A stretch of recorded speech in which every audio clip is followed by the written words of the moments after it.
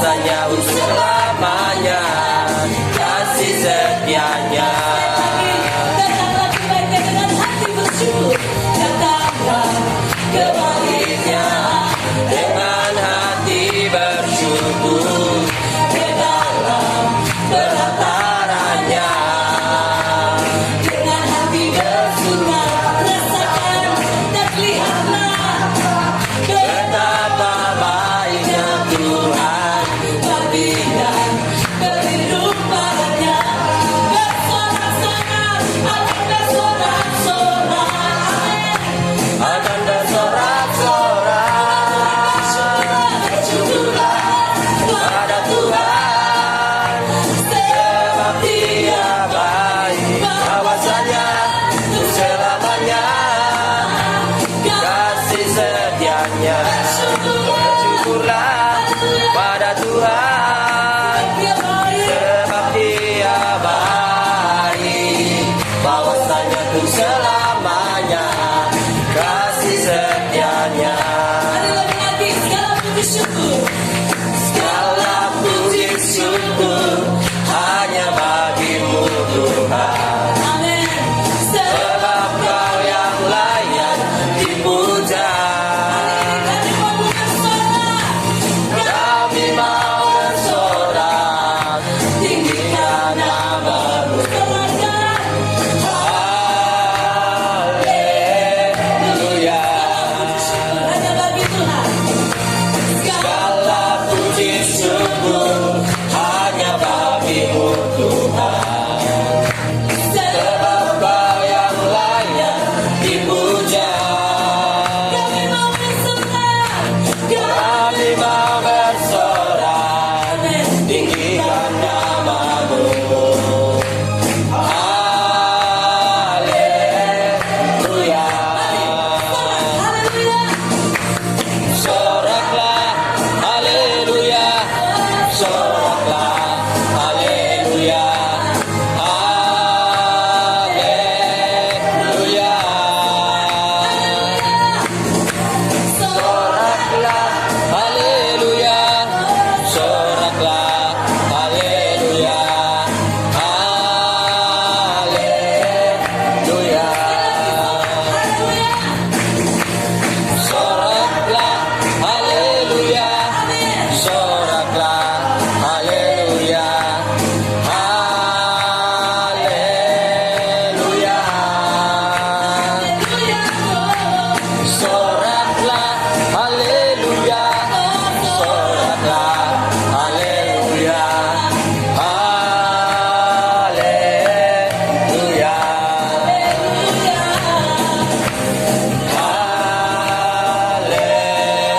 Haleluya. Bagi yang membawa Alkitab ataupun Alkitab, ya, maksudnya Alkitab di handphone, bisa membuka bersama-sama dan kita akan baca dengan suara yang kedengaran. Yang nggak bisa, kalau boleh kuat, baca dengan kuat, dengan yakin. Ayat 40 sampai 48 Lembaga Alkitab memberi judul Perkelahian Daud dengan Goliat. 2-3. Lalu Daud mengambil tongkatnya di tangannya, dipilihnya dari dasar sungai 5 batu yang licin, dan ditaruhnya dalam kantung gembala yang dibawanya, yakni tempat batu-batu, sedang umbanya dipegangnya di tangannya. Demikianlah ia mendekati orang Filistin itu. Orang Filistin itu kian dekat menghampiri Daud, dan di depannya orang yang membawa perisainya. Ketika orang Filistin itu menunjukkan pandangannya ke arah Daud serta melihat dia, dihinanya Daud itu karena ia masih muda, kemerah-merahan dan elok parasnya. Orang Filistin itu berkata kepada Daud, "Anjingkah aku, maka engkau mendatangi aku dengan tongkat?" Lalu demi para allahnya orang Filistin itu mengutuki Daud. Pula orang Filistin itu berkata kepada Daud, "Hadapilah aku, maka aku akan memberikan dagingmu kepada burung-burung di udara dan kepada binatang-binatang di padang." Tetapi Daud berkata kepada orang Filistin itu, engkau mendatangi aku dengan pedang dan tombak dan lembing, tetapi aku mendatangi engkau dengan nama Tuhan semesta alam, Allah segala barisan Israel yang kau tantang itu. Hari ini juga Tuhan akan menyerahkan engkau ke dalam tanganku, dan aku akan mengalahkan engkau dan memenggal kepalamu dari tubuhmu.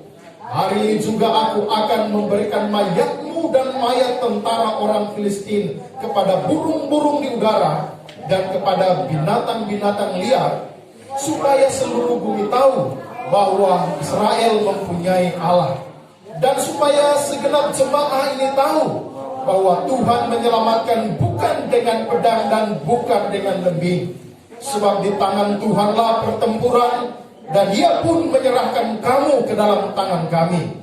Ketika orang Filistin itu bergerak maju untuk menemui Daud, maka segeralah Daud berlari ke barisan musuh untuk menemui orang Filistin itu. Terima kasih buat kebersamaannya. Tuhan memberkati. Apa yang kita baca dari firman Tuhan ini bukan merupakan sesuatu yang asing dan baru kita dengar, tetapi saya percaya sudah sering kita dengar dari hamba-hamba Tuhan menyampaikan, mengupas, bahkan memberitakan menurut apa yang Tuhan taruh dan bagi masing-masing hamba Tuhan, pewahyuan yang Tuhan taruh. Namun satu hal kita percaya bahwa dalam perikop yang sama, dari ayat-ayat yang sama yang juga dibacakan, selalu ada pewahyuan yang baru yang kita terima. Sebab itu pastikan bahwa setiap kita tidak kehilangan berkatnya lewat pemberitaan firman Tuhan. Yang kita kenal ada sosok Daud yang tidak asing bagi kita dalam pendengaran kita, dalam setiap khotbah yang disampaikan oleh hamba-hamba Tuhan. Tetapi siapakah Daud sebelum dia menjadi seorang raja yang besar, seorang raja yang sangat perkasa, seorang raja yang hampir-hampir tidak pernah kalah di dalam pertempuran-pertempuran, bahkan seorang raja yang membangun kota-kota yang berkubu, membangun pasukan yang luar biasa. Ada namanya pasukan-pasukan elit di sana. Ada pahlawan-pahlawan Daud yang ada di sekelilingnya. Nah, namun sebelum jauh kita melihat seorang di balik seorang raja Daud yang luar biasa, kita mau melihat sekejap untuk seorang Daud yang pada awalnya. Daud adalah seorang pribadi yang bukan siapa-siapa. Dia adalah seorang yang sangat sederhana, seorang anak muda yang bertumbuh di tengah-tengah keluarga yang biasa-biasa, bukan dari keturunan raja-raja, bukan dari keturunan orang-orang penting, tetapi ada hal yang sangat menarik dari kehidupan Raja Daud sebelum dia menjadi raja. Kita melihat siapa Daud sebelum dia menjadi raja yang luar biasa. Ternyata bahwa Alkitab menulis Daud hanyalah seorang anak muda yang dipercayakan menggembalakan 2 atau 3 kambing domba, 2 atau 3 ekor kambing domba. Daud pada awalnya memiliki profesi sebagai seorang gembala atas 2 atau 3 ekor kambing domba. Tidak banyak. Kalau 2-3 ekor kambing domba ukuran dari bangsa Israel pada waktu itu hanyalah ya sama dengan orang piara bukit 2-3 ekor. Ya tidak banyak. Bukan peternakan yang besar, hanya sedikit saja. Tetapi hal yang menarik dari kehidupan Daud, yang dari seorang Daud kita belajar ada perjalanan iman yang luar biasa yang dijalani dan dihidupi oleh Daud yang muda, Daud yang belia, yang belum ada, yang tidak ada apa-apanya dan bukan siapa-siapa. Dan saudara tahu profesi seorang gembala bagi di tengah-tengah orang Israel, gembala kambing domba itu adalah profesi sama dengan mungkin 4 orang di sini pada umumnya adalah petani. Atau ya katakanlah di tukang. Dan kalau saya bisa simpulkan, seorang Daud itu adalah dari seorang pribadi yang biasa-biasa, cuma petani sama dengan 4 orang di sini. Tetapi apa yang dilakukan oleh Daud? Ayat yang ke-40 di sana dituliskan begini. Lalu Daud mengambil tongkatnya di tangannya, dipilihnya dari dasar sungai 5 batu yang licin dan ditaruhnya dalam kantung gembala yang dibawanya, yakni tempat batu-batu, sedang umbanya dipegangnya di tangannya. Demikianlah ia mendekati orang Filistin. Perhatikan, sepertinya hal ayat yang biasa, tapi saya merenungkan dan Tuhan membukakan ini.